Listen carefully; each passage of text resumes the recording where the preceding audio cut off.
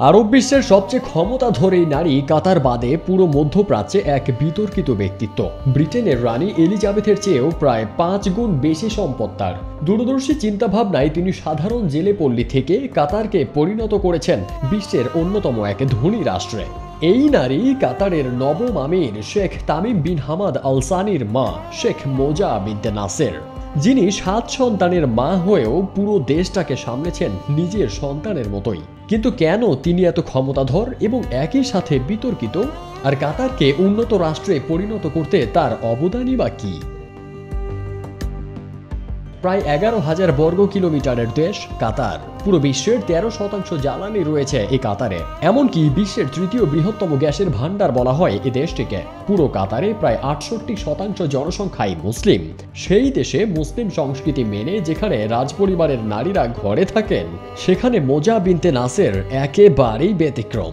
সামনে থেকে শিক্ষা ও চিকিৎসা ক্ষেত্রে নেতৃত্ব দিয়ে দেশকে এগিয়ে নিয়ে গেছেন অনন্য এক উচ্চতায়।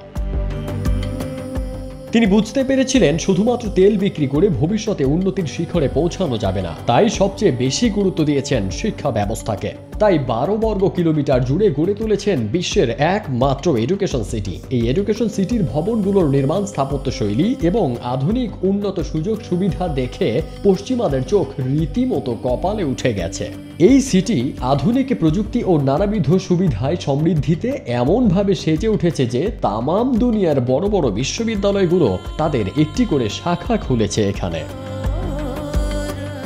এসব দূরদর্শী চিন্তাভাবনা ও গঠনমূলক সিদ্ধান্তের কারণেই কাতার আজকে বিশ্বের দরবারে মাথা উঁচু করে দাঁড়িয়েছে। মোজা বিনতে নাসেরের সবচেয়ে বড় উচ্চাভিলাষী প্রকল্প কাতার ফাউন্ডেশন।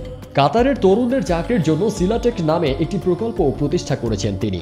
মোজা বিনতে নাসের ও তার স্বামী কাতারের সাবেক আমির হামাদ আল সানি মিলে কাতার ওয়েল কর্নেল মেডিকেল কলেজ প্রতিষ্ঠা করেন।